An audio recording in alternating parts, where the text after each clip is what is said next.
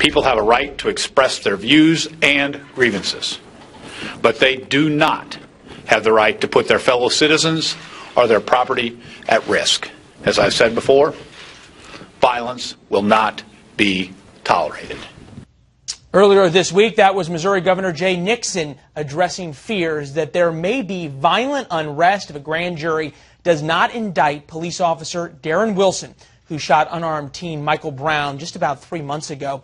And we are expecting that grand jury decision just about any day now. Joining us, Charlie Brennan, host of the Charlie Brennan Show on KMOX Radio in St. Louis. And he's, of course, been covering this story since it erupted back in August. Charlie, if you read the Washington Post, which had big full-page spreads about this, you watch some of the network newscasts, it looks like Ferguson, and for that matter, much of St. Louis, is ready to burn if Darren Wilson is not indicted. Is that the case, or is the media hyping this story up and creating it rather than covering it?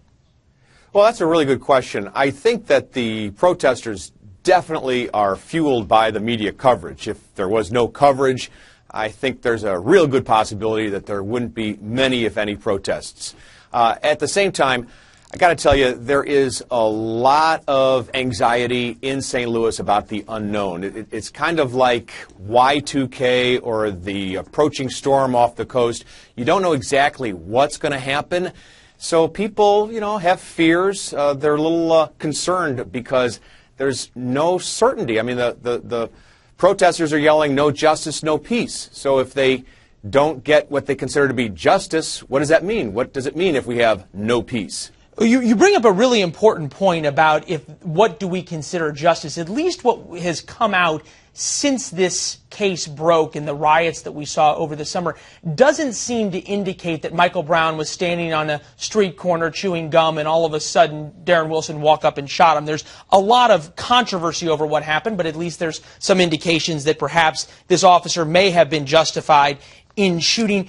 At this point, do the facts matter in this case, or is there so much tension and so much anger on the streets of St. Louis that really, if all of a sudden the grand jury comes back and says there's just not enough evidence, it doesn't matter why they say that, people are just angry that they said it?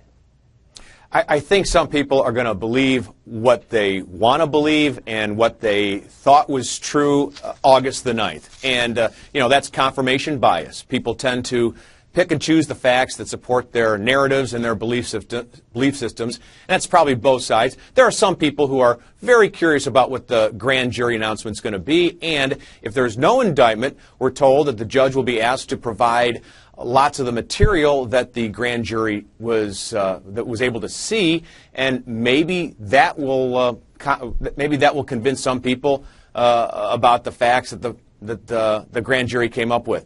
I'm not entirely sure. I think some people, no matter what, are here for protests, for a movement, regardless of what the grand jury decides. And quickly, you said some people are there for protests and for a movement. Some people would say they're there for violence no matter what.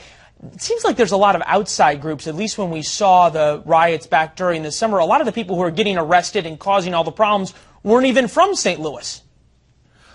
That's true. You take a look at today's Post-Dispatch, and there's a protest organizer from Jamaica Plain, which is part of Boston. Last week, the Washington Post profiled 2 protest organizers, one from Minneapolis, the other from Austin. People have been coming to St. Louis from all over the country, Oakland, the Bay Area, Chicago, basically hoping to generate some sort of movement, probably to increase the minimum wage, LGBT, other issues, in addition to racial profiling or whatever other law enforcement concerns they might have. Unbelievable. Everybody shows up in St. Louis. St. Louis hasn't had a lot of tourists for that reason in a while. All right. Charlie Brennan joining us from Boston right now. He was on vacation talking about Ferguson. Charlie, thanks so much. Thanks, Leland. Good to have you.